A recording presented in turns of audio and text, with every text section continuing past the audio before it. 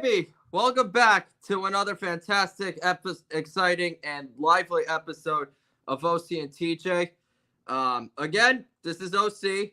You might as well call it the Colin O'Callahan show because TJ is once again not here. Hopefully he's doing well. Obviously, he's busy with work commitments. So, obviously, when you have a full-time job in PR and you're going to be working for many hours of the day, many hours into the night. So, TJ, love you, buddy. Hopefully everything's going super well. I have assurances that it is.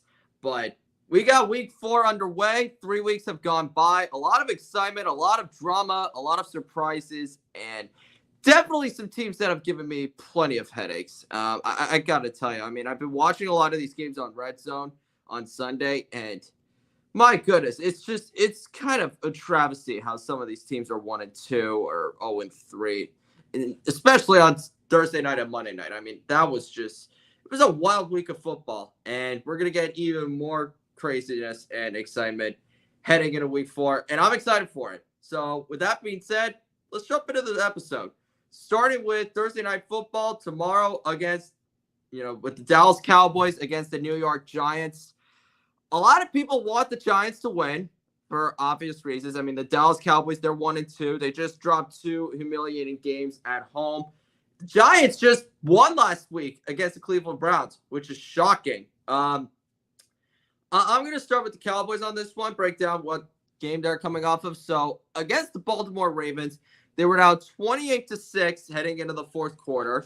It looked like it was going to be a rout. The Ravens had run for over 274 yards. Dak Prescott only threw for 192 yards. They didn't score a touchdown. CeeDee Lamb was really kept in check. And Baltimore was just in cruise control. Kyle Van Noy had a couple sacks. Their defense wasn't completely garbage. And their offense was finally back into a fluid rhythm. And it looked like everything was going to be under control.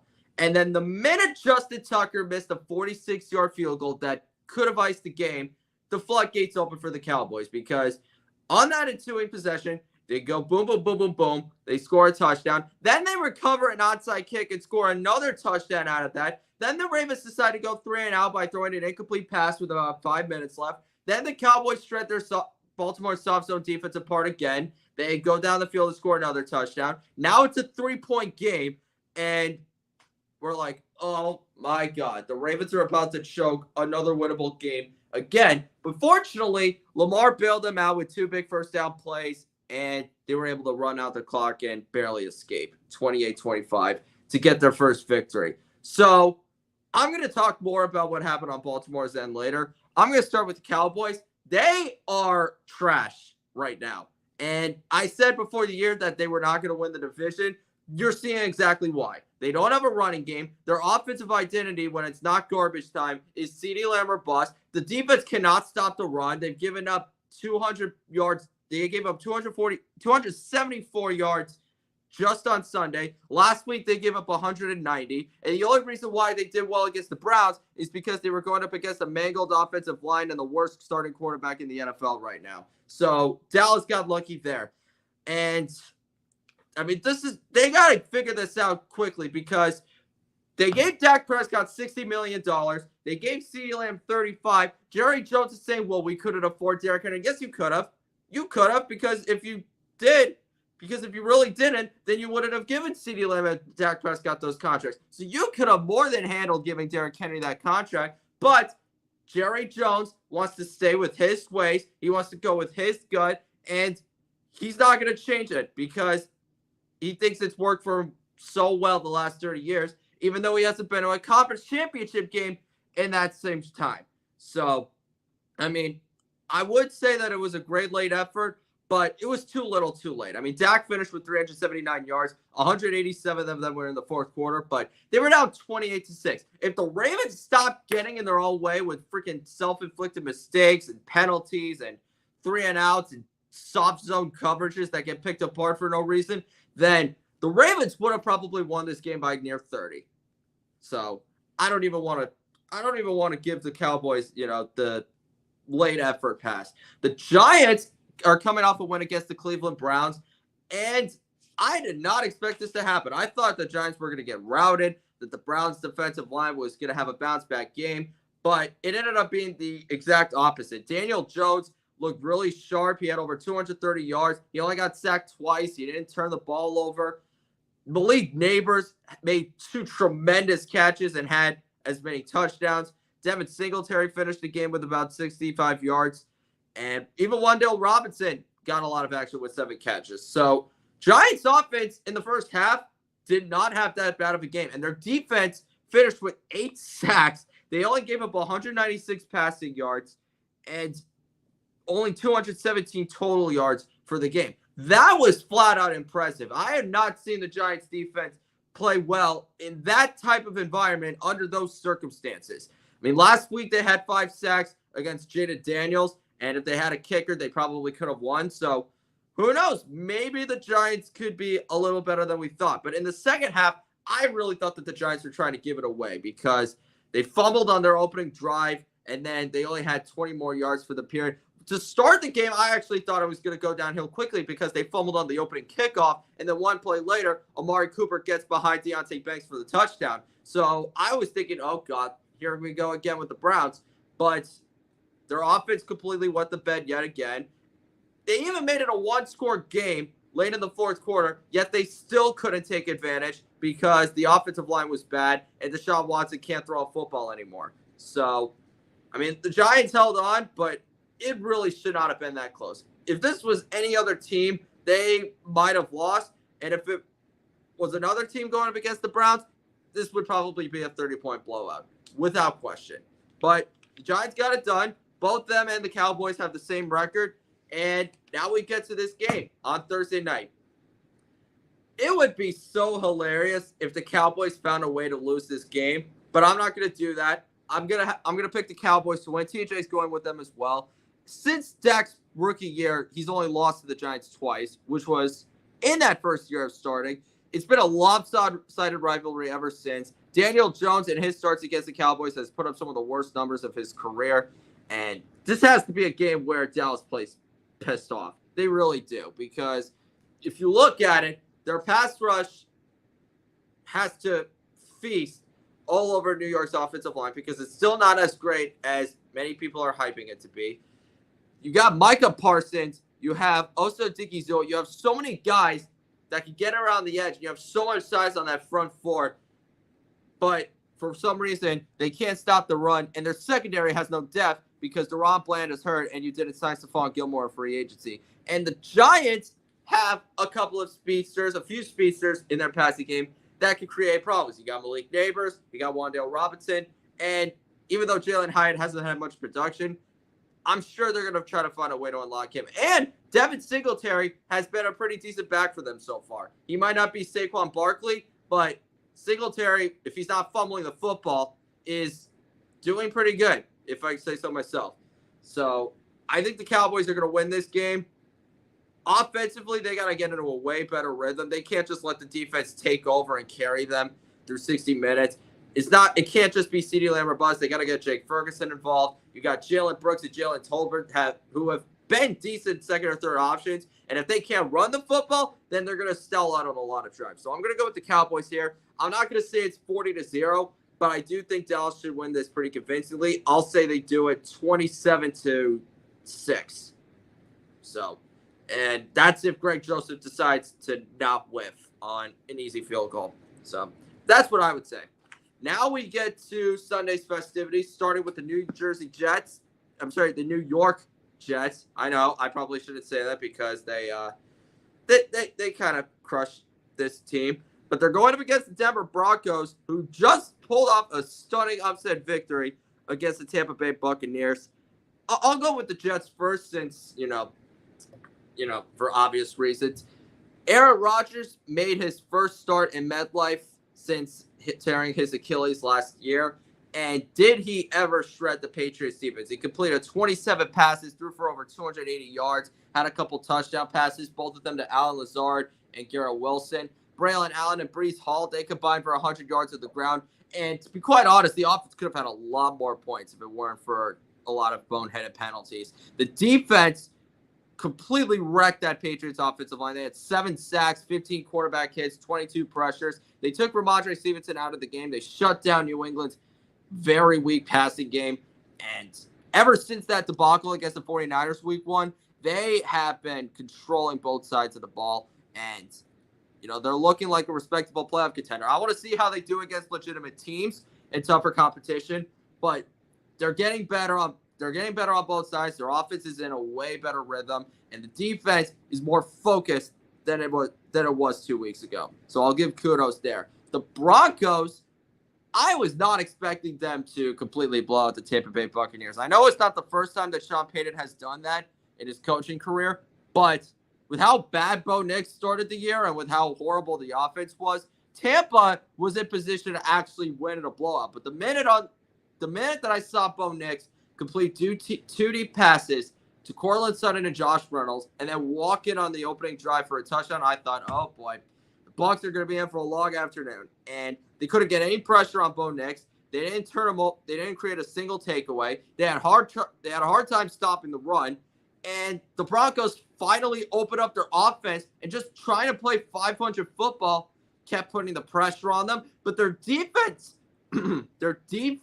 was even more impressive because they sacked Baker Mayfield 7 times, which is a bigger indictment on Tampa's O-line itself. But I said before the game that Denver's defense has actually been pretty solid through these first 2 weeks. They did a good enough job against Geno Smith before they wore out because of offensive ineptitude. And they did whatever they could against the Steelers, but lost because their offense couldn't score a touchdown.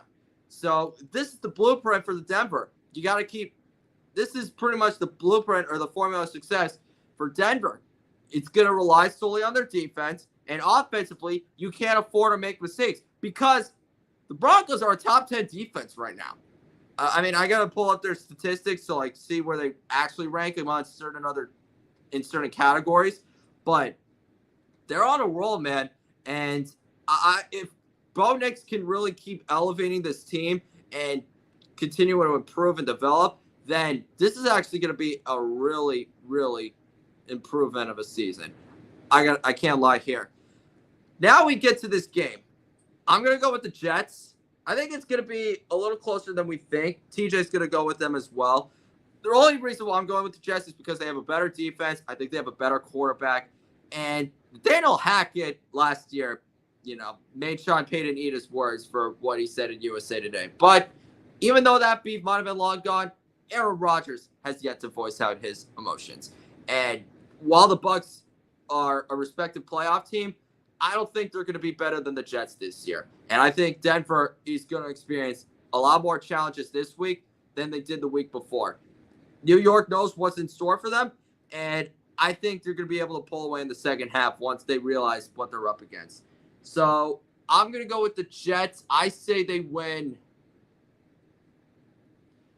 27-13. Yeah, 27-13. And I think the touchdown that the Broncos score will be early on, just to see, just so the Jets can see what they have to do throughout the rest of the game. That's what I would say. Okie dokie. Now we get to a very classic NFC North rivalry between the Minnesota Vikings and the Green Bay Packers. Nobody thought that this would be an important rivalry to keep an eye on, 4 weeks into the season, but both of them are two of the biggest threats to the Detroit Lions for the NFC North. And right now, I think Minnesota is number 1 and Green Bay is number 2, to be quite honest with you. Let's start with Minnesota because they're the ones that are undefeated. 34-7 blowout victory to the Houston Texans. Sam Darnold took a beating with 4 sacks, but he also threw as many touchdown passes, which is flat out remarkable. 27 of their 34 points came on short field drives. The only reason why I picked the Texans to win was because I did not know if Justin Jefferson was going to be able to play, but it didn't matter because he was still his own self. He had 81 yards. He caught a touchdown. Aaron Jones got in the end zone. Jalen Naylor, Johnny Munn. And Sam Darnold has just been unbelievable. He's thrown 8 touchdown passes, only 2 interceptions. He's been the biggest reason why this offense has been efficient. But that defense is so scary. Against C.J. Stroud, he held him to 200. He only had 215 yards. He threw 2 picks. He got sacked 4 times. 3 of them were by a former Texan, by Jonathan Grenard. And even though Stephon Diggs had 10 catches for 94 yards, most of the yards that Houston's offense had were in literal garbage time, and they never took the lead once. So Minnesota is the top 3 team in the league right now, without question. I don't know if they're better than the Bills or the Chiefs as of right now, because it's still really early. We got to see what they're going to be able to do throughout the rest of the year. But they're definitely number 3, because not only are they undefeated and their offense and defense have been playing super well, but they're doing this against legitimate competition. Yeah, the Giants was one thing, but to shock the 49ers and then dismantle the Texans, 2 Super Bowl contenders, that is flat out impressive. And Sam Darnold is one of the biggest reasons for that, as well as that defense. Now we get to the Green Bay Packers, who blew out the Tennessee Titans 30-14. Defense had a marvelous day. They had 8 sacks. Will Levis turned the ball over 3 times. The minute I saw him throw a pick 6 to Jair Alexander towards the end of the first quarter, I knew that this is probably going to be a blowout. And not only did the defense play absolutely incredible, but Malik Willis did an incredible job in backup duty. He was not only hard to stop with his legs, but his arm was a lot better. Who knew that he needed the right opportunity and the right fit for him to develop and for him to grow? I didn't like him going to the Titans at the time because I just didn't really think he was going to develop there. And sure enough, he didn't work out. But Matt LaFleur deserves a lot of credit for how well the Packers have done over the last 2 weeks. They're now leading the league in rushing. Their defense is one of the top leaders in sacks and points allowed. They lead the whole NFL in turnover differential. Malik Willis had over 275 yards of offense. He scored twice. And, I could nitpick the whole second half and say, yeah, well, he didn't really do that well in that period. I don't even care. He did more than enough to win this game. As a backup quarterback who was traded for a 7th-round pick just a month ago, Malik Willis might be one of the best backup quarterbacks in the league, and that is saying a lot. And we're watching them do this without Jordan Love. We thought their season was going to be over the minute that he went down, and now we're going to be terrified once he comes back because that offense is going to be even better. So I'm excited for this game. It's going to be one of my games of the week. It's going to be a really tight grudge match. I had a hard time picking this one because, the Packers offense under Jordan Love has always been extremely sharp. We know what he can do when he's fully healthy. But the Vikings, whoo, boy, we know what Justin Jefferson could do against this defense. We know what their defense could do against Jordan Love, who's coming back 2 weeks removed from this MCL sprain. So you don't know how well he's going to play at 100%. And it's an Aaron Jones revenge game. He's back at Lambeau Field, so we all know he's going to want this win more than ever. So TJ's going to pick the Packers. I'm going to be honest. I'm going to pick the Vikings here. And I might be wrong with this one because it's going to be extremely close. But I love the type of direction that the Vikings are heading in right now. Their offense has been prolific, but I think what will get them through this game is their defense and how they perform against Jordan Love, how they handle the speed of this offense. If you could shut down the 49ers and the Giants and the Texans and still lead the league in sacks, yeah, I just don't know what the Packers can do. They're going to try to keep up, but Jordan Love is going to have to emerge out of the shadows and go off and have an MVP-like performance for them to win this game. So I'm going to have the Packers win. I say they do it 26-23. It's going to be really, really close, though. I cannot wait to watch this one. All right, now we go to another division rivalry game. The New Orleans Saints hosting the Atlanta Falcons. Both of them are challenging Tampa Bay for the NFC South. And, both of them are coming off pretty regrettable losses. I'm going to start with the Saints here because, they were supposed to beat the Philadelphia Eagles. They actually had a 5-point lead with about 2 minutes left, but they let that slip away.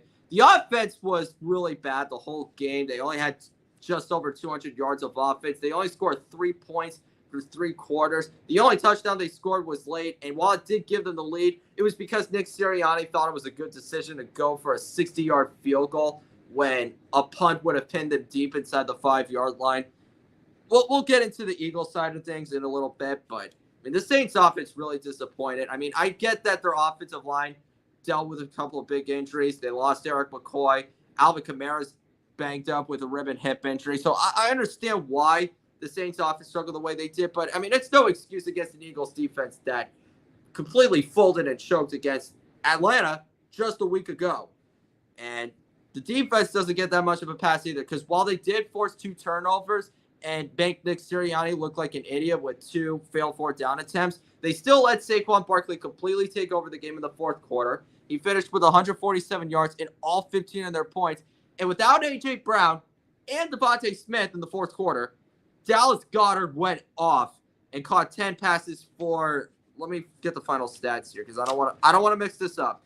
He caught 10 passes for 170 yards. Let that sink in. The Eagles were without their 2 best receivers. They also lost Britton Covey, who was trying to emerge as their wide receiver 3 on the roster. And Dallas Goedert goes off for 170 yards against this defense. Yeah, New Orleans' defense is not going to pass here. So, but I think the offense let them down the most. Atlanta, more offense than defense in this part. Because while I thought the defense gave up a couple of big punches to Rashee Rice and a Carson Steele, I still thought they were doing more than enough to win. I mean, Justin Simmons picked off Patrick Mahomes for the 6th time in his career. They held him to just over 217 yards.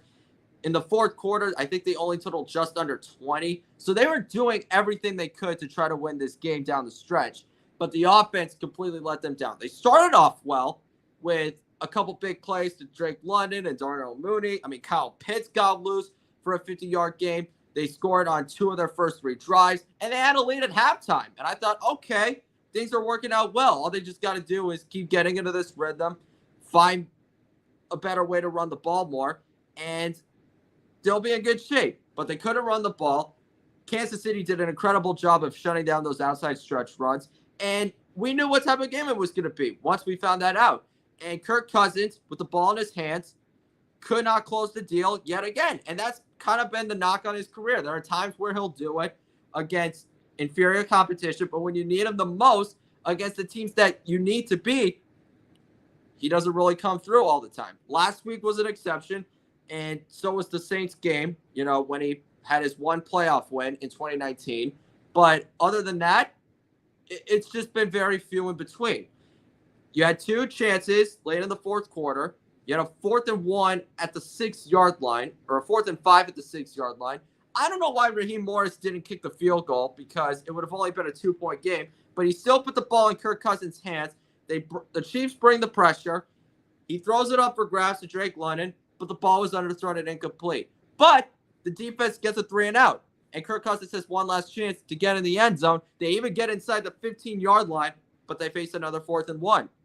And they run a stretch play to the outside. The Chiefs predictably blow it up, and they were able to run out the clock. So this offense let them down the most. They only scored 3 more points in the second half. They didn't have a good time on 3rd down. I think they were only 2 for 9.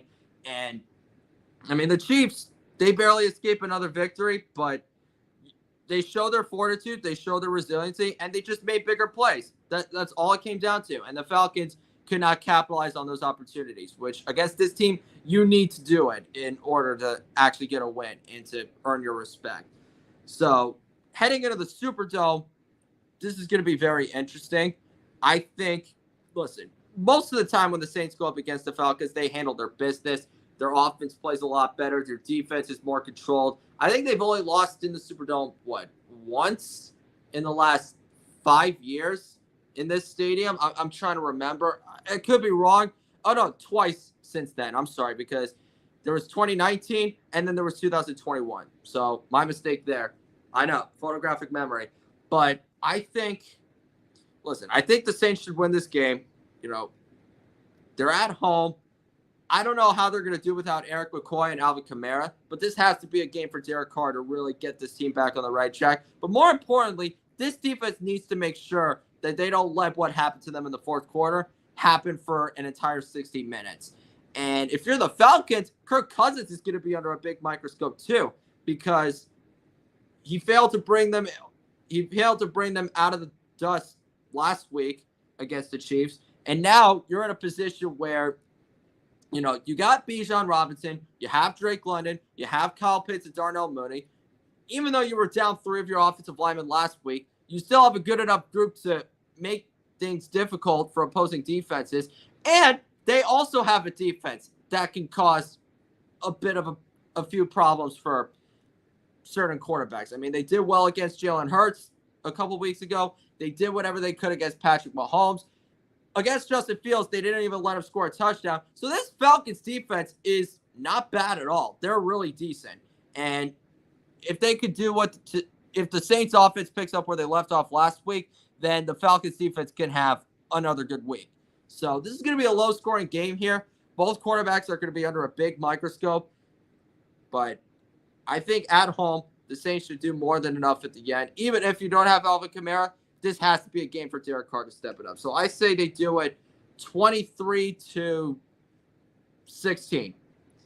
And TJ has Atlanta because, again, he's the biggest Kirk Cousins fan on the planet. And I don't blame him because Kirk Cousins is just a wonderful and marvelous human being. And I just really want him to do well coming off of that Achilles injury. There's no question about it. Okie dokie. Now we get to the next game, the Tampa Bay Buccaneers versus the Philadelphia Eagles. I kind of broke down how their games went earlier on. I'll just offer my perspective from both of these teams. Tampa got absolutely punked by the Denver Broncos. Opening drive, they completely let Denver walk all over them down the field, and the offense got completely shut down. Baker Mayfield, horrible interception on the second drive. He only threw for 163 yards on 25 completions. He got mollywopped 7 times. They had no running game. Mike Evans only had 2 catches. The O-line is a travesty because last week they gave up 5 sacks to Aiden Hutchinson, and now you give up 7 sacks to the freaking Denver Broncos. The leading sacker on this team, let me pull this up, because I didn't even know who he was before I looked at the box score to see who led Denver in sacks. It was I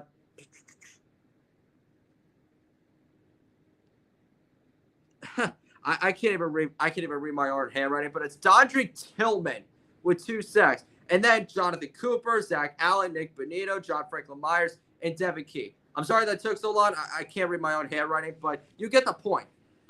That was just a flat-out annihilation. The defense showed no resistance. I get that they were dealing with a lot of injuries, but that didn't stop you from beating Detroit at Detroit when they sent you home in the playoffs last year.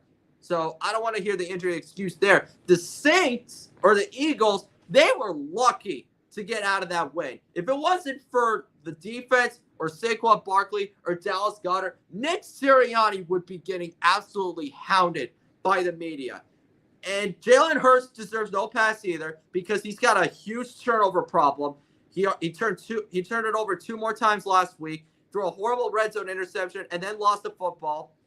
He got sacked on a coverage play on 4th and 3. But Nick Sirianni deserves a lot of flack.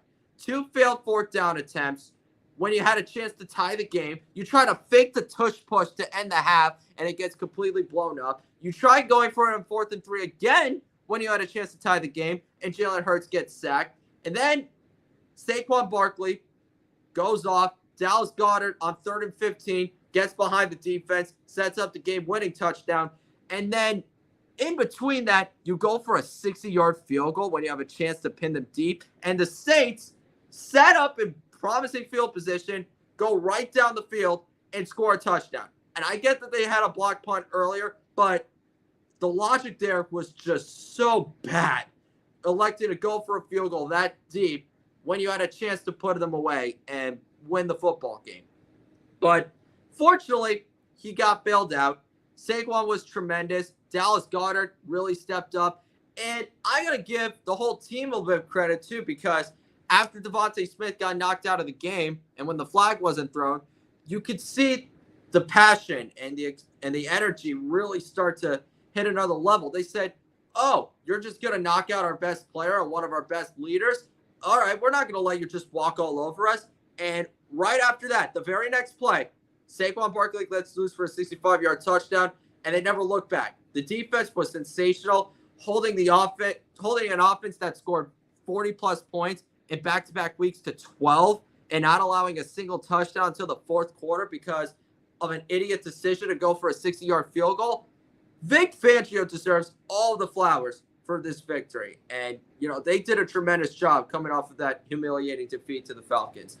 So they're in a very comfortable situation heading the next week. The offense, on the other hand, not so well. They're going to be without A.J. Brown. Lane Johnson didn't practice today, and Devontae Smith is still in concussion protocol. So you might be without three of your best offensive players. And while Saquon Barkley and Dallas Goedert were absolutely incredible last week, against this Tampa defense, they can really only do so much. And even though Tampa's defense got no pressure against Bo Nix and didn't force a single takeaway, they at least held him to just 60 yards in the second half and 2 field goals. So they were actually doing a lot better than they did in the first half, but their offense completely let them down. So Tom Brady's going to be able to call. He's back in Tampa. Let's freaking go, because I'm actually going to be at this game. Going to see a lot of Eagles fans, because when you're in Florida, it's always going to be a 50-50 crowd. Tampa does a great job of showing out, but when you're in Florida, the opposing fan bases, they're not afraid to show up. I mean, you go to a Steelers game, it's like 60-70% black and gold, without a question. But I think this is the chance for Tampa to really bounce back. We know their offense is a lot better. It's going to struggle because Vic Fangio is one hell of a defensive coordinator. But if Jalen Hurts keeps turning the ball over and they can't find a way to get into a rhythm without 2 of their top targets, then it's going to be a long day for them. And we've saw Tampa's defense go up against the same Eagles offense just last year and dismantle them 31-9. They were the only team that actually shut down the tush push. And once that happened, the whole life and energy just sucked out of that sideline, and Tampa just completely took over the game. So I think the Bucs will try to find a way to bounce back here. They're at home. They normally had the historical advantage against this team in the last 5 or so years, with the exception of last year when it kind of week 3 on Monday Night Football. But the point is, Tampa's going to be able to shut down the run. And if you shut Saquon down, I think you could do more than enough to get Jalen Hurts out of a rhythm. But Baker Mayfield is going to be the biggest X factor here because he knows what he's going to be going up against. I think it's going to be a low-scoring game, but I say the Tampa Bay Buccaneers, they get this done 19-16. Who knows? Maybe it could be on a walk-off field goal. I think we're going to have to find out sooner than later. All right, now we get to the Cincinnati Bengals versus the Carolina Panthers. Andy Dalton's revenge game. He's gone up against them 3 times since he left Cincinnati. He's 2-1 against them.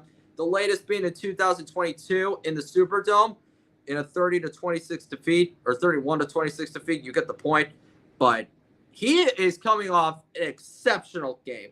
Over 300 yards, 3 touchdown passes, giving the Carolina Panthers the win. And he might as well have saved their season, because after they benched Bryce Young and gave Andy Dalton the start, I wasn't too shocked that they beat the Raiders, but I thought it was going to be a lot more competitive than that.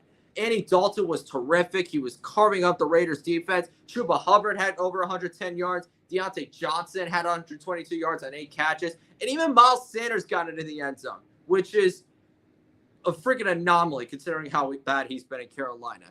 And unfortunately, it's a bigger indictment on Bryce Young because this is the same personnel. These are the same coaches. This is the same system. Yet Andy Dalton led the offense significantly better, which signals that Bryce Young is going to need a change of scenery. And I know Dave Canales has said that he wants to play Bryce Young again eventually. But if Andy Dalton does what Joe Flacco did for the Browns and somehow, some way lift them to the playoffs, then Dave Canales is going to have a lot of tough questions to answer without a doubt. Defensively, I mean, they did a great job against Gardner Minshew. They held it to just 214 yards. No running game. Devontae was held to 4 catches. And most of the yards and points that the Raiders scored came in garbage time. So we all knew that Ejiro Evero, the defensive coordinator, we knew that he does a great job of running things. And the players love him. They definitely respond to him well. It really just came down to that quarterback change. And like I said, playing Andy Dalton might have saved their season and might have saved Dave Canales' job, because if it didn't, then they were going to go completely down the tube, which I hate to say that because I love the Bryce Young pick at the time, but he is under a world of trouble. Now we get to the Bengals, speaking of which. They are 0-3, and the only reason why they're the best 0-3 team is because they have Joe Burrow as their quarterback. On Monday Night Football, at home, against the rookie quarterback, their defense gave up a score on every single drive. He only threw 2 incompletions. He was flat out phenomenal. A superstar was born at Paycor Stadium, and it wasn't the Heisman winner quarterback that was picked number 1 in 2020. It was the LSU Heisman winning quarterback from last year in Jaden Daniels.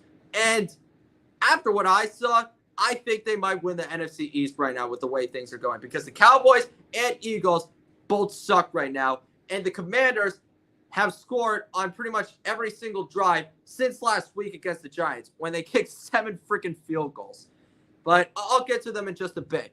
Joe Burrow, I don't know what more he could have done. Yeah, they settled for 3 straight field goals after the opening drive, but he did everything he could to try to win this game. In the second half, all of his drives led to touchdowns. He threw for over 320 yards and 3 touchdowns. They ran the ball extremely well. Jamar Chase had 100-plus yards. T. Higgins looked pretty promising coming back from that hamstring injury. But when you're forced to play keep up and the defense is giving points on every single drive, I mean, you can only do so much at the end. And when you don't have that much time left, it's just he was just put in a really bad situation. And yes, some of those field goals should have been touchdowns.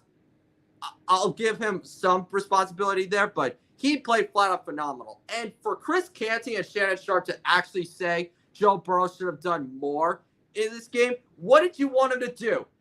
Not throw a single incompletion and have probably 500 or 600 yards with 7 touchdown passes? That is flat out impossible. Joe Burrow played phenomenal. He did everything that he could. He put his team in the best situations to try to win the game, and the defense could not get a single freaking stop. And unfortunately, this is why the Bengals are 0-3. Offense lets them down week 1. Everything completely falls apart on both sides in week 2. And then in week 3, it's the defense's turn to completely fall apart. And at some point in time, they got to get their first win, because if they continue to just keep going under the circus and going on this roller coaster and just completely make us lose our minds, then several changes are going to be made, because Jamar Chase is going to want a new contract. So is Trey Hendrickson. So is T. Higgins. They might blow up the core if they miss the playoffs. They shouldn't, but that's what's going to happen, because so many guys are going to want new contracts. You invest so much money into the offensive line. You make changes to the defense year in and year out. You gave Joe Burrow a boatload of money, and you're somehow 0-3. You're like the Buffalo Bills from last year. Yet it's more frustrating because you haven't even won a game yet. And heading into Carolina, I think they better. Until they get their first win, or before they get their first win, I should say, I'm going to pick the Bengals, because they're just too talented to keep losing like this. You got an outstanding quarterback. You got a highly efficient offense. You got so many playmakers on your defense, yet you're 0-3. That does not make sense. It's going to be close, because Andy Dalton did a tremendous job last week, and I think that the more he starts, the better of a rhythm that they're going to get into as the season progresses. But, I mean, I think with Joe Burrow, they'll find a way to pull away. TJ's got the Bengals as well, but I say the Panthers get it done 31-20. And I wouldn't be shocked if the Panthers upset them again, but I just can't see the Bengals start off the season 0-4. 0-3 is already bad enough, because your playoff odds are slimmer than they already were at the start of the year. But yeah, that would that would just be flat out horrendous. So now we get to the Jacksonville Jaguars versus the Houston Texans. We got another division rivalry game. One team is on top of their division. The other is completely below in last place. This might be a hot take, but not really. The Jacksonville Jaguars are the worst team in football right now. I mean, let's just call it what it was. It's not just the fact that they're 0-3. Last week against the Bills, or 2 days ago against the Bills, I should say, they got absolutely shredded. Their defense gave up 5 straight touchdown drives. Josh Allen threw 4 of them. They showed no resistance whatsoever. Their man coverage got completely picked apart. Their run defense completely gave up down the stretch. But this offense is flat out horrendous. They were 1 for 4 in the red zone yet again. They were, let me pull up the stats here, 2 for 13 on third down, Trevor Lawrence got sacked 4 times. He only threw for 178 yards on 21 completions. He threw a pick, and they gave him $55 million a year to do this. And this is why I didn't like it when they gave him the extension, because he didn't deserve it. He didn't do enough to get it, and you had to evaluate this season to decide where you wanted to go as a franchise, which means Doug Peterson was going to have a job to fight for. You had to see what this offense was going to do now that Calvin Ridley left. You brought in Brian Thomas and Gabe Davis, and I get that Evan Ingram was out. I get that. But this comes down to the quarterback that you gave that much money to. At the time, it was the highest paid quarterback contract in NFL history, obviously before Jordan Love and then Dak Prescott. And, I mean, these are the results that you're getting. And this is why you're 0-3. The defense got shredded. There's no disputing that. But the offense has been the biggest reason why they've been so trash. And Trevor Lawrence has regressed. He has absolutely regressed. And if you look at that 2021 quarterback draft class, it's one of the worst in NFL history. Because while Trevor Lawrence is the only one that has stayed with this team, he's only had one good year, which is when he won that one playoff game against the Chargers, coming back from that 27-0 deficit. And now it seems like they sold their souls for that playoff victory. Because ever since then, they have just been going on a downward slope, and Doug Peterson might lose his job because he has done nothing to make things better in the long run. And this is why they're 0-3. The Texans are coming off of that blowout loss to the Vikings. I'm hoping that it's just one game. We know what they're capable of. We know that their defense and offense, they are way better than the effort and the display that they gave us against Minnesota. But listen, I don't know if CJ Stroud is going to get sacked 4 times and throw 2 picks in a game again because, I mean, listen, the Vikings just were on a whole different level. The Texans got completely destroyed and punked. I mean, there's no excuse for it, but same time, I think they can bounce back here. TJ's got the Texans. I have Houston winning this game pretty convincingly.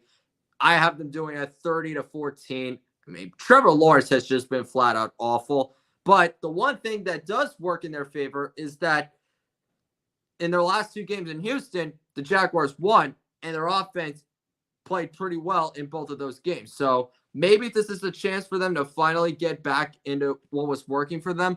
But the Texans have bigger expectations and priorities in mind.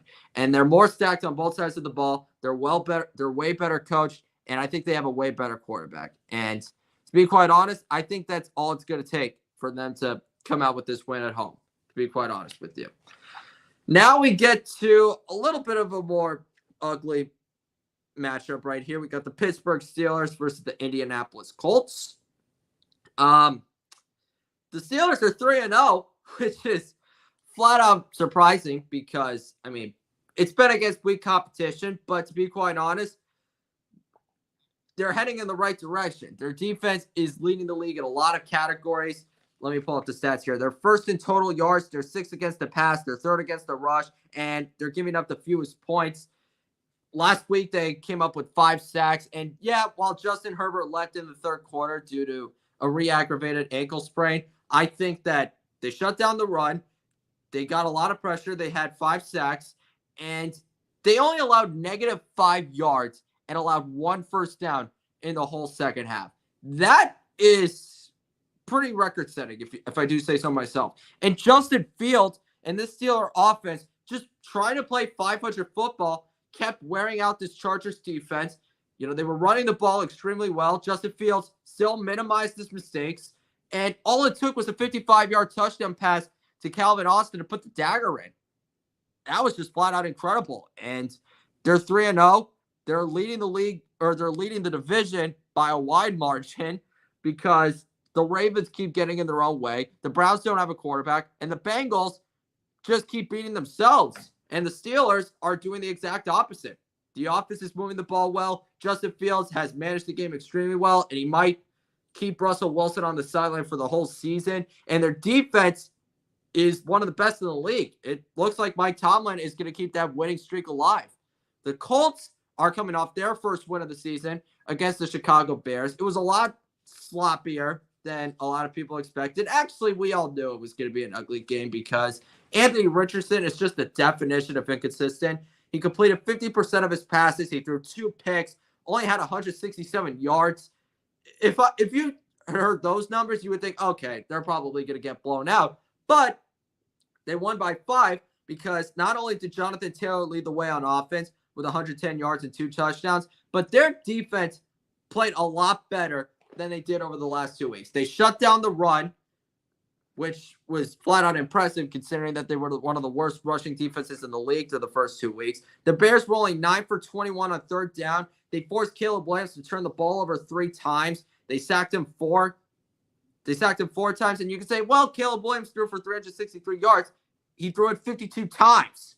So they didn't score a touchdown until the fourth quarter. And by that point, it was too little too late because Chicago's defense was just flat out exhausted. Jonathan Taylor put the pressure on them.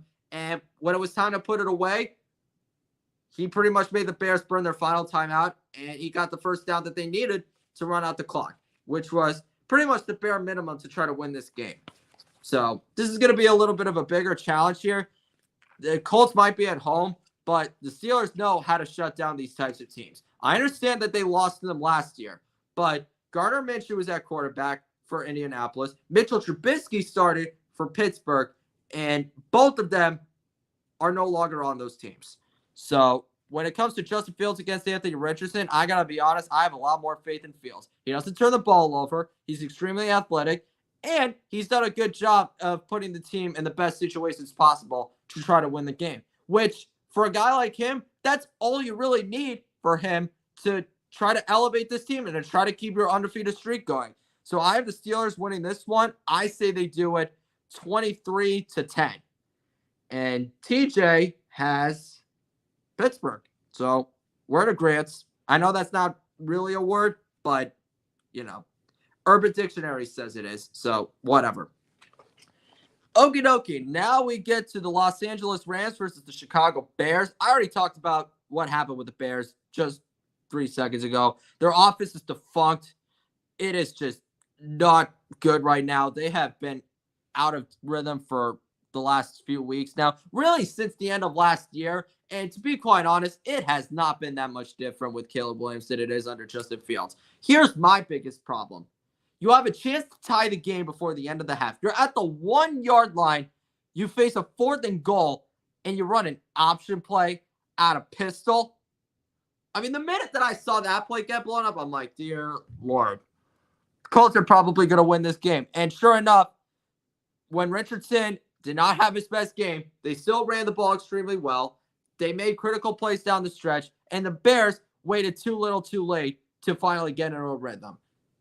Caleb Williams might have thrown for 360 yards, but it was on 52 pass attempts. Against one of the worst rushing defenses in the league, they couldn't get anything going in that respected area. So forget about the yards that were thrown. You only scored 16 points. The only touchdowns that you scored were in the fourth quarter, and by that point, the defense was completely exhausted. And Jalen Jones, I didn't even bring this up, he won Defensive Player of the Week because he snagged those 2 picks. So credit to him. The Rams are coming off an impressive come-from-behind victory against the San Francisco 49ers.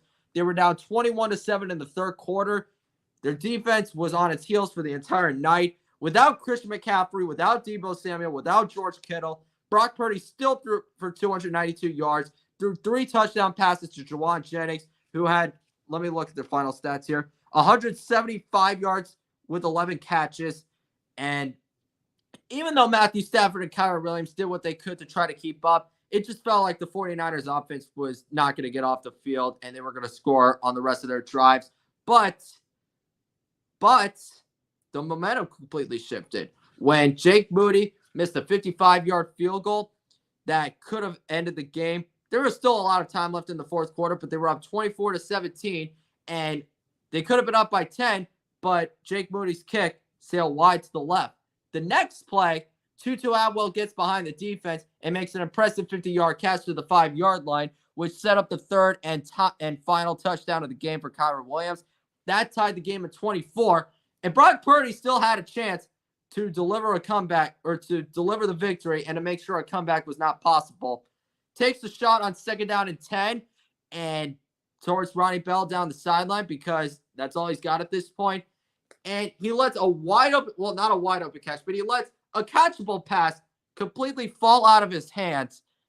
And the 49ers were forced to punt. Xavier Smith catches it and has an electrifying return all the way to midfield.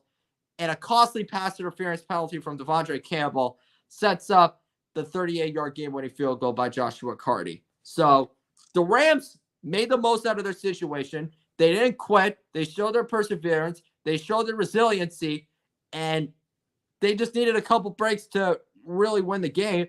And once they got those opportunities, they completely took advantage of them. So I'm going to get into what I have to say about the 49ers later on. But my hat goes off to the Rams because with how injured the hell they've been on both sides of the ball, that was one of their more impressive victories against their big brother division rival. That was really impressive. What's up, Sports Daily? So I would say with this game, it could really go either way. It's at Soldier Field, so it's going to be a very difficult environment for the Rams because it's not like the comforts of SoFi Stadium by any stretch of the imagination. And, I think the Rams are going to definitely struggle early on, but the Bears offense is awful right now.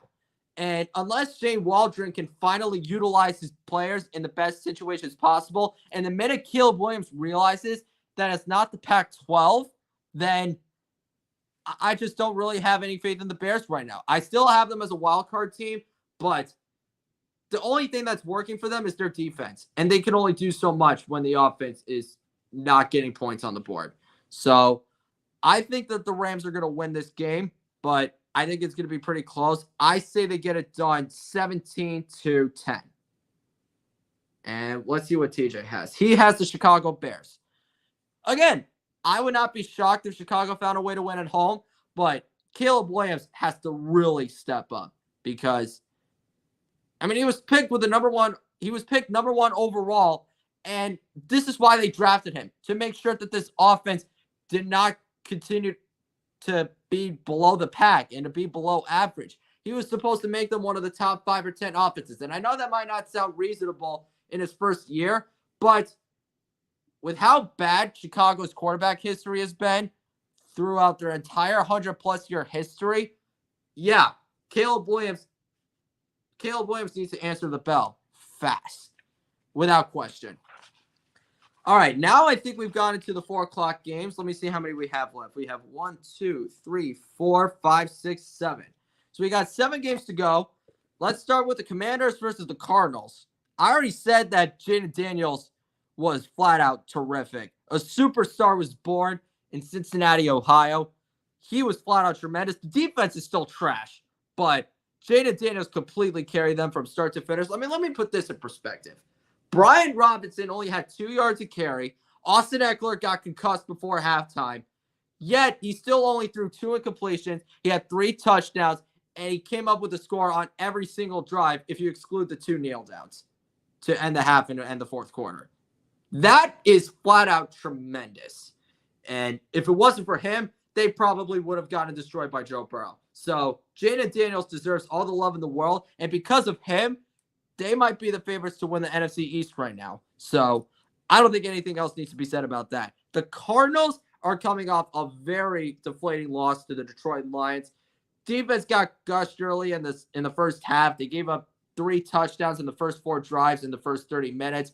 Did what they could in the second half. They bottled up Jared Goff, but they still got destroyed by the running game. They allowed 187 yards. But the biggest person to blame, or the biggest unit to blame, was their offense. Because after scoring a touchdown on their opening drive, they only had 2 more field goals. Anytime that Detroit's offense completely stalled out, they couldn't answer the bell. And, they just did not show up. James Conner only had 17 rushing yards. Kyler finished with an interception and just over 200.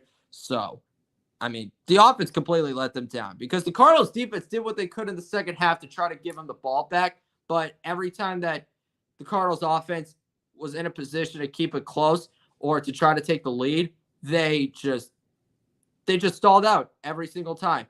And Detroit's defense deserves a lot of credit, but when you're Kyler Murray coming off of that perfect game to the Los Angeles Rams, that was really deflating. I can't really lie there.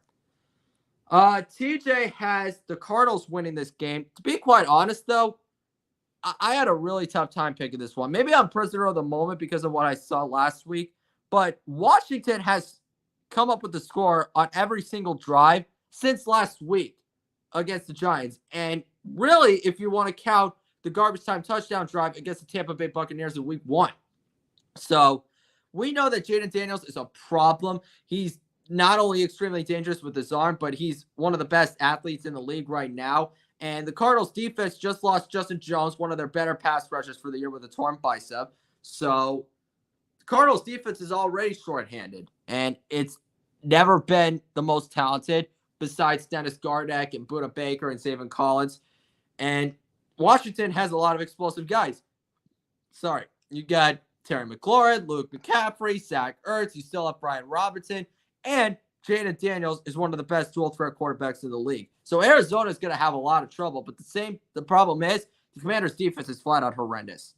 It has been awful. 4 touchdowns against Baker Mayfield. The next week, they let Daniel Jones have one of his best games. And then against Joe Burrow, they still let him throw for 300 yards and 3 touchdowns and let him get into scoring position on every single drive. If it wasn't for the 3 field goals towards the end of the first half, and if it wasn't for Jaden Daniels playing out of his freaking mind, the Commanders might have been blown out. So this defense is the weak link. So it's going to be a really high-scoring game. I'm really excited.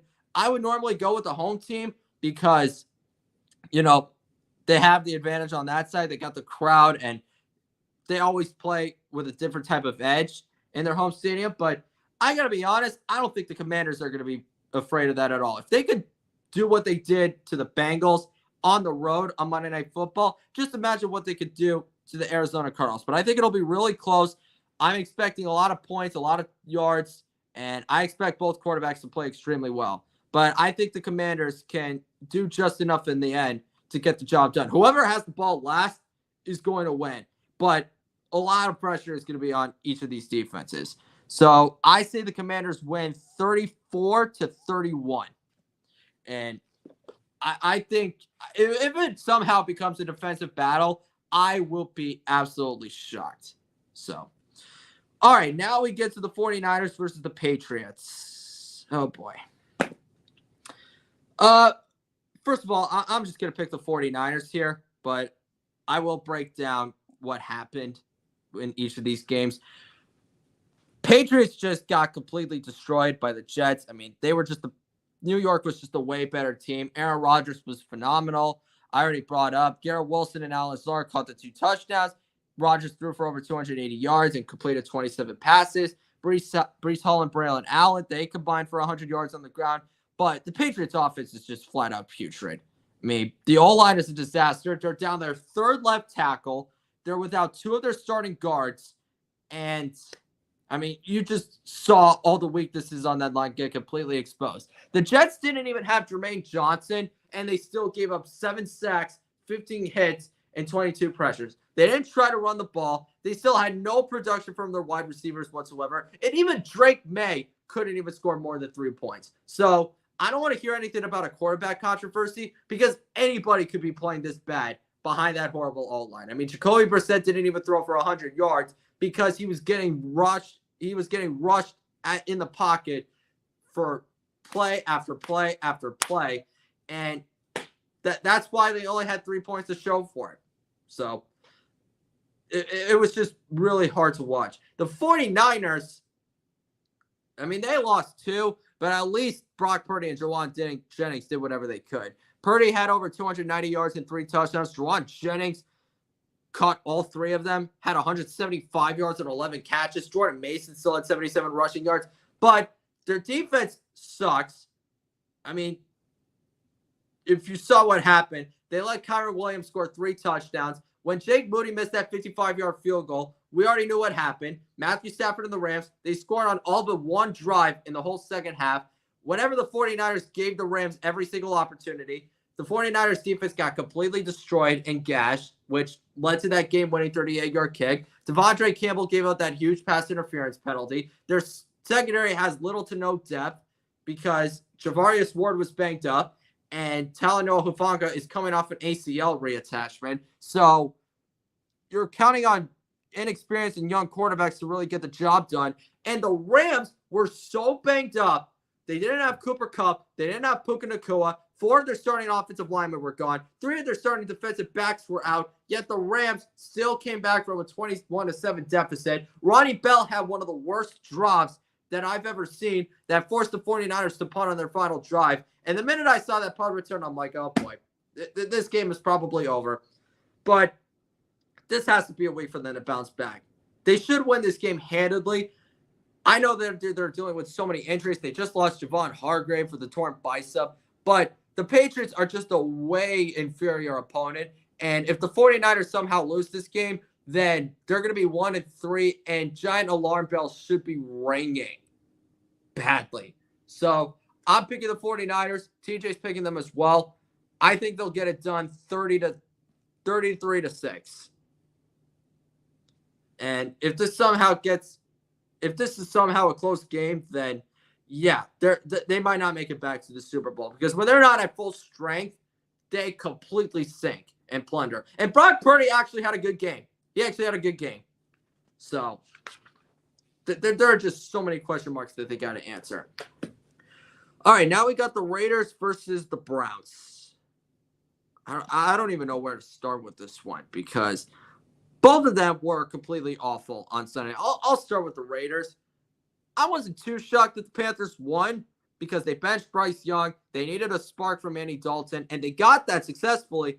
But I was expecting this to be a competitive game. Their defense let Andy Dalton score 36 points and throw for 319 yards with 3 touchdown passes and no interceptions. Their offense only had 214 passing yards. They had no running game. Devontae Adams only had 4 catches. And Antonio Pierce, after the game, essentially said that they quit because they were making business decisions, which, I don't know. From my opinion, it seems like what he meant by that was, yeah, there was no urgency. There was no heart. It didn't look like the Raiders wanted to be there once they realized they were getting punched in the mouth. And, I mean, you could just see the body language on both sides of the ball just completely collapse once they realized they were going to be down this behind. So that was just flat out pathetic. And at home against the Browns, they need a better performance. We all know Cleveland's offense is pathetic. Their O-line is completely wrecked. Deshaun Watson is cooked. He got sacked 8 times, only threw for 196 yards. And they actually were in position to try to win the game. Like, the Giants' offense completely fell flat in the second half. I mean, Deshaun Watson had a late touchdown drive in the fourth quarter that made it a 1-score game. To start it off, I mean, the Giants fumbled the opening kickoff, and then one play later, Amari Cooper had a touchdown. So it looked like, okay, maybe this will be the time for the Browns to finally get out of this funk. But with the chance to win the game twice, the Browns offense just went nowhere. And their defense does not get that much of a pass either, because Daniel Jones only got sacked twice. He didn't turn the ball over. He threw for over 230 yards with a couple touchdown passes. Malik Neighbors was a gem. And then on the final play, Devin Singletary got free for 43 yards and iced the game. So that was just flat out embarrassing. They've now lost their first 2 home games in humiliating fashion. Cowboys game, they got completely destroyed. But against the Giants, it felt like their hearts got ripped out from them. And every single week that Deshaun Watson plays, I mean, I know it's getting redundant at this point, but every single week that he plays, that contract just keeps getting worse and worse and worse. So I think the Raiders find a way to bounce back here. They got to play with more urgency. Their defense is going to really need to get reality slapped. I mean, reality slapped them in the face. And they're going to need to play with a lot more passion and energy than what we saw last week. And the offense, too, because Gardner Mitchell only threw for 214 yards and had an interception. Most of their yards came in flat-out garbage time. But TJ's got the Browns. I think the Raiders will bounce back, but it's going to be a low-scoring game. I say the Raiders win 20-3. And that's just being nice to Cleveland, because we know that their defense can still play extremely well on any given Sunday. All right, now we have 4 more games to get into. Let's talk about the Chiefs versus the Chargers. I I think the minute that Justin Herbert went down with that ankle injury, we just knew that this game was going to get out of hand.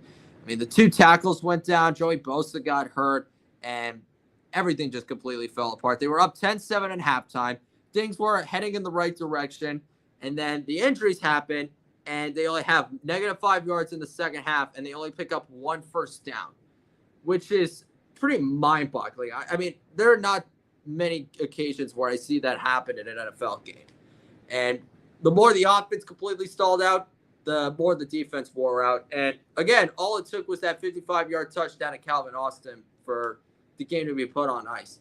The Chiefs, they weren't that impressive either, but they made bigger plays down the stretch. Carson Steele looked sharp in his first start. Rashee Rice had 12 catches for over 110 yards. He had a touchdown, but in the fourth quarter, it felt like they were doing everything they could to let the Falcons back into the game, but their defense rose up to the challenge. They came up with 2 big stops, and they made the plays that they needed to make to put the game on ice, which is all that you really needed. But, I mean, I'm not going to say that they're frauds because we've seen this movie before. Literally just last year when their offense was sputtering out of control, only for them to win another Super Bowl. So I'm going to pump the brakes here, but I think the Chiefs are going to win this game easily. If Justin Herbert's out, then this is going to be a 20-point blowout, and I don't think it's going to be really close. I think this is the game for Travis Kelce to really bounce back because against this team, he has some of his best performances, and after the slump he's had, this is the chance for him to finally break out of it.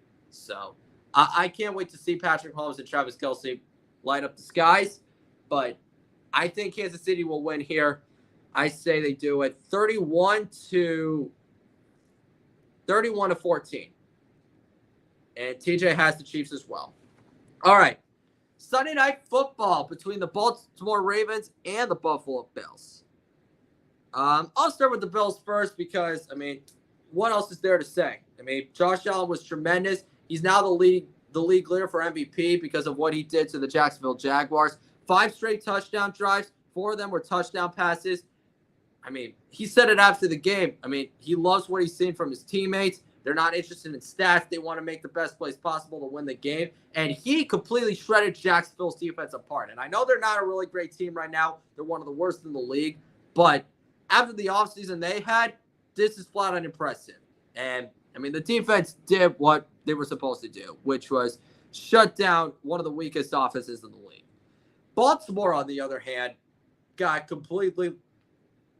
big break because they were up 28-6 heading into the fourth quarter. Lamar and Derrick Henry were flat out unstoppable. The Cowboys offense didn't score a touchdown, and the Ravens were cruising with a 28-6 lead. And then Justin Tucker misses that field goal, and the floodgates open for the Cowboys. Touchdown, onside kick recovery. Touchdown, 3-and-out. Touchdown, and it took Lamar Jackson to bail them out yet again. I mean, their defense is flat out awful. They're giving up the most passing yards in the league. They're number 1 in penalties. And whenever they're in these tough situations, they expect Lamar to bail them out by himself. So, I mean, they got their first win, but they are looking mighty fraudulent this year. And I hate saying that because I love the Ravens. I love the talent on this roster. Derrick Henry was just a game wrecker. Lamar Jackson did what he needed to do. Calvin Noy had 2 sacks, but they keep losing leads. And we've seen this before time and time again. Since 2021, they've lost 10 games when leading by more than 7 in the fourth quarter. That's inexcusable when you have a 2-time MVP, a coach of the year, and a team that prides itself on physical defense and electrifying offense. Like, you can't let that happen if you're the Baltimore Ravens. And at home, this is going to be their biggest test yet. And same thing with Buffalo. So we're going to get a big rush match here. Josh Allen has recently had Lamar Jackson's number in their last 2 matchups. Obviously, we know what happened to them in the playoffs in 2020. And then Baltimore lost to them at home 2 years ago in the regular season, week 4. So Buffalo is in a little bit of a better situation here. They're undefeated. They're atop the AFC East. I think they're the number 1 seed in the AFC if the season ended today. It's either them or the Kansas City Chiefs or even the Pittsburgh Steelers, but you get the point. I got the Bills winning this game. I mean, I trust their offense more than I trust the Ravens defense. And to be quite honest, I know that Buffalo's defense is really banked up right now, but I think they can handle their own against this Ravens passing game. If they could shut down the run, they're going to do fine throughout the whole night. It's going to be close. It's going to be extremely competitive, but I have more faith in Josh Allen in this one, and so does TJ. So I say the Bills win 23-20. So not too high, not too low, just the right amount of points. Okay? All right, now we get to the Monday night doubleheader. We got the Tennessee Titans versus the Miami Dolphins in week 1. I'll start with Miami here because, that was just a really boring game. They got blown out predictably 24-3. Skylar Thompson got the start, barely threw for 100 yards, got sacked 5 times, left the game with a chest injury, and Tim Boyle did not do that much better. The only points that they scored were off a turnover, which was 3. Devon Achane, he was only held to 30 yards. Tyreek Hill and Jalen Waddle were shut out of the game plan. And honestly, the score could have been a lot worse if it weren't for 2 turnovers and 11 penalties on Seattle's part.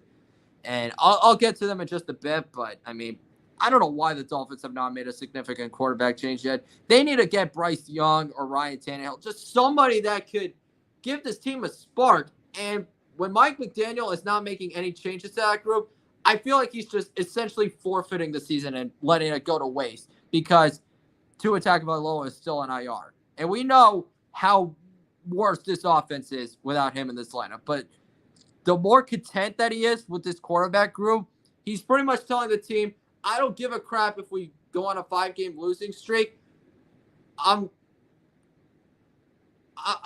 feel fine with where things are at right now. And it's just not working for them right now. We knew it was going to be bad, and this is exactly what we got. 1 for 12 on 3rd down.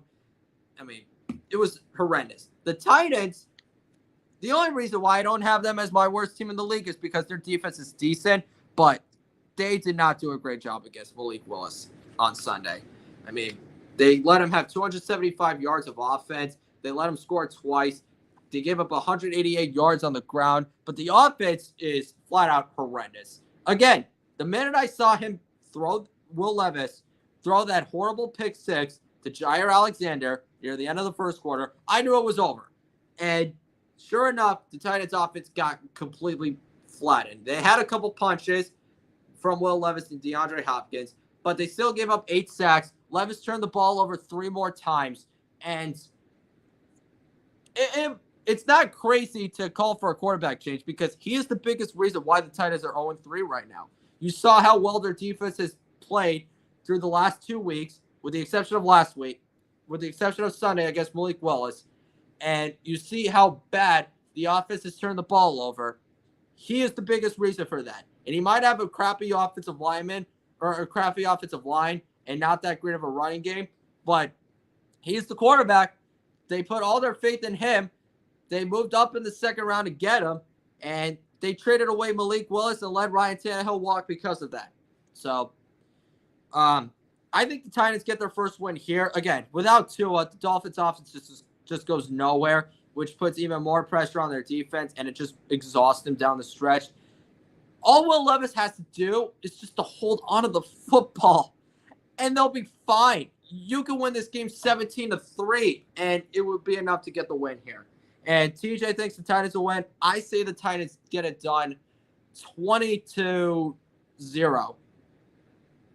Yeah, I think it's going to be a shutout because, again, without Tua, they're going nowhere. And I know that they have so much speed on their offense, but without a quarterback, they're going nowhere.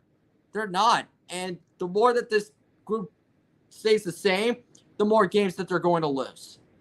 So now we get to Monday Night Football, the final one on the doubleheader, the Seattle Seahawks versus the Detroit Lions.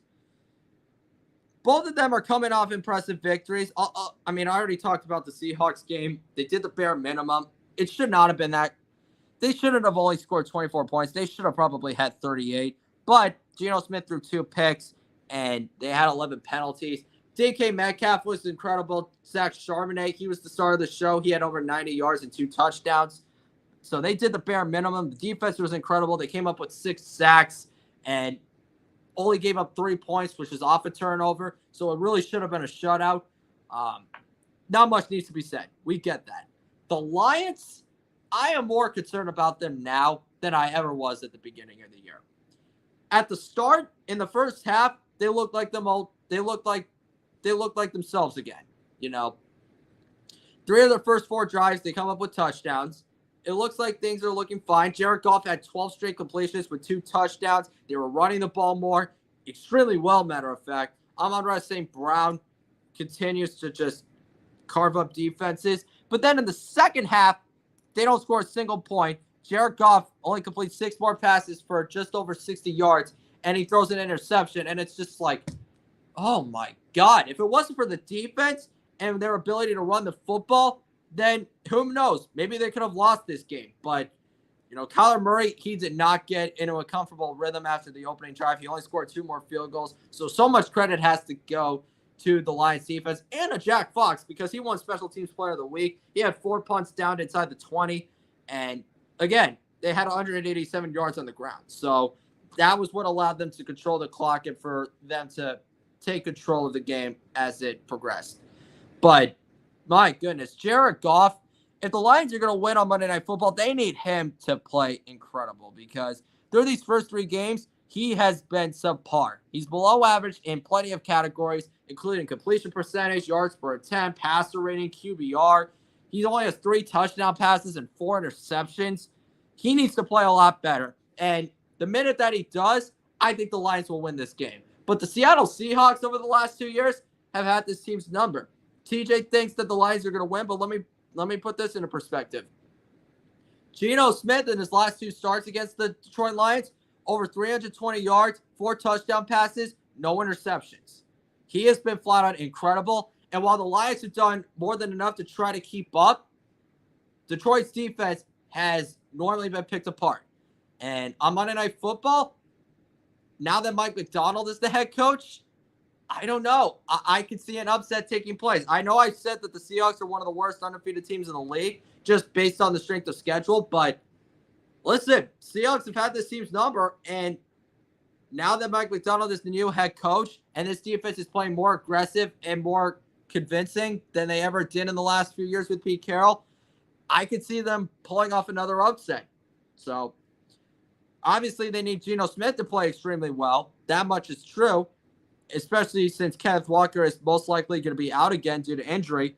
But, I mean, they have the personnel that can put Detroit's defense on its heels. And if Jared Goff does not get out of this slump, then the Seahawks can definitely pull away at the end. So I think the Seahawks will win 30-27. May the best team win in that one. Thank you all so much for watching. We'll be back next week, or I'll be back next week, depending what happens with TJ, because obviously work comes first before anything. TJ, love it, man. Hopefully everything's going well. We all missed you. Thank you all so much for watching. Make sure you like and subscribe for additional content, and leave a comment below. Appreciate Sports Daily Media Network for showing up in the chat. Always a pleasure getting to talk to them. And week 5 should be pretty exciting. We'll see week 4 should be exciting, I should say. Tomorrow night, Cowboys versus Giants, New York. Please pull off this upset. And also, check out my articles. I put both the links in the description. I got 2 separate websites that I work for. One on Last Word on Sports.